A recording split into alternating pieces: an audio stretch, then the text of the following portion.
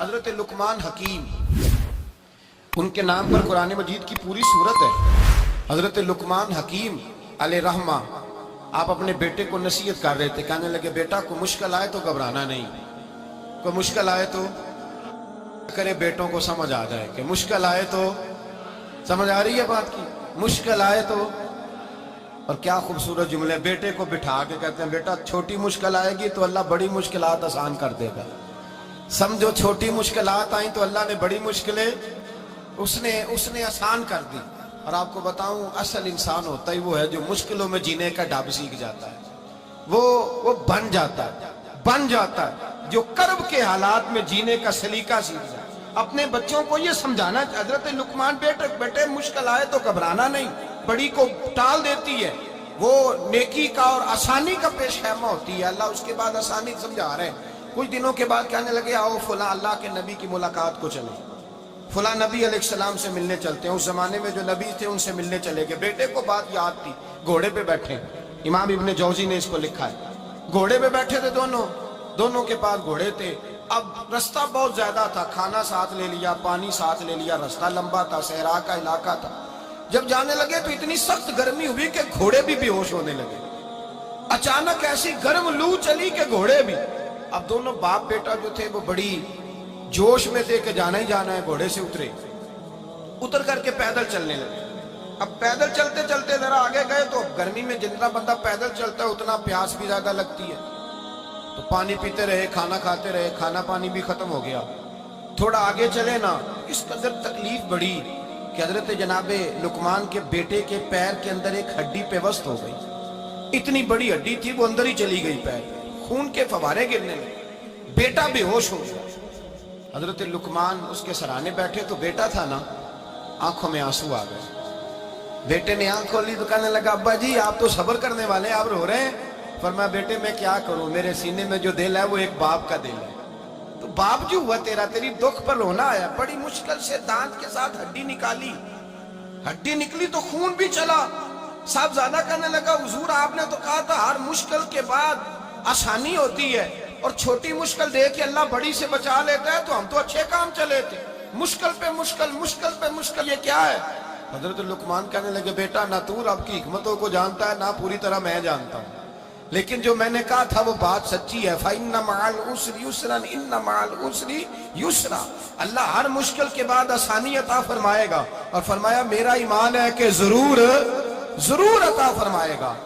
یہ بات کہہ رہے تھے کہ سامنے سے دھواں اٹھا، اتنا سخت دھواں اٹھا کہ آپ نے سوچا شاید وہاں بادیا وہاں جاتے، وہاں چلنے لگے تو پیچھے سے کسی نے آواز دی ٹھہر جاؤ، رکو، وہیں رک گئے۔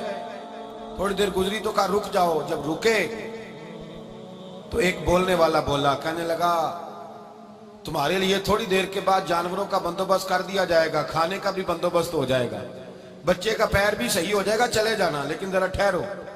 حضرت لقمان کہنے لگے بولنے والے تو کون ہے؟ تو کہنے لگے میں اللہ کا فرشتہ ہوں، میں اللہ کا فرشتہ ہوں۔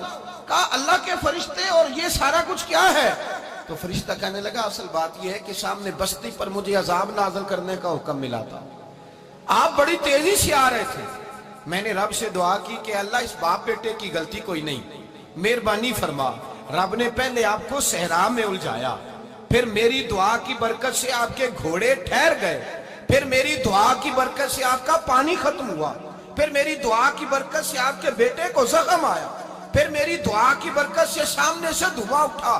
فرمایا یہ جو تمہیں مشکل پہ مشکل آ رہی تھی، یہ تو میرا رب تمہیں عذاب سے بچانا چاہ رہا تھا، یہ جو تمہیں مشکل پر مشکل آ رہی تھی تو میرا مالک تمہیں عذاب سے بچا رہا تھا، تم سمجھ نہیں رہے تھے۔ حضرت لقمان نے بیٹے کی طرف دیکھا تو بیٹے کہنے لگے ابا جی بات بالکل سچی ہے، افضل الذکر لا الہ الا لا الہ الا، اور پھر پڑھنے لگے حسبنا اللہ و نعم الوکیل نعم المولا و نعم النصیر۔ یہ ورد ہونے لگے۔ بھائی جب تجھے مشکل آتی ہے، آزمائش آتی ہے، تو اس وقت سمجھتا ہے پتہ نہیں میرے ساتھ کیا بننے لگا ہے۔ اللہ تبارک و تعالیٰ چھوٹی مشکل دے کے تجھے بڑی سے محفوظ رکھتا ہے، چھوٹی بیماری دے کے تجھے بڑی سے محفوظ رکھتا ہے۔ بلکہ میں ایک دفعہ ایک تکلیف میں، ایک آزمائش میں مبتلا ہو گیا، تو میں نے اپنے حضرت سے کہا کہ حضور سارے دکھ کٹھے ہی آ گئے، کیا کیا جائے؟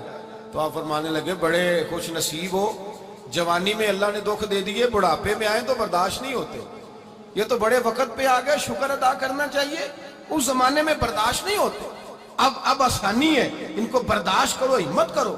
میرے بھائی یاد رکھیں، آزمائشیں تکلیفیں آپ کو بڑا کرنے کے لیے آتی ہیں۔ ہم آزمائش کو برا جانتے ہیں، دکھ کو برا جانتے ہیں، دکھ تو بڑے پیارے ہوتے ہیں، یہ رونے کا سلیقہ سکھاتے ہیں، یہ اللہ کو منانے کا طریقہ سکھاتے ہیں، یہ مسجد میں جانے کا۔ وہ جو سکھی بندہ ہے نا، سکھی، مجھے ایک صاحب کہنے لگے دو قسم کے لوگ مدینے سے آتے، مدینہ شریف پوچھنے لگے، کہنے لگے حضرت جی دو قسم کے بندے ہیں، کچھ واپس جاتے ہوئے تڑپ رہے ہیں، کچھ تصویریں کھینچ رہے ہیں رخصتی کے وقت، فرق کیا ہے؟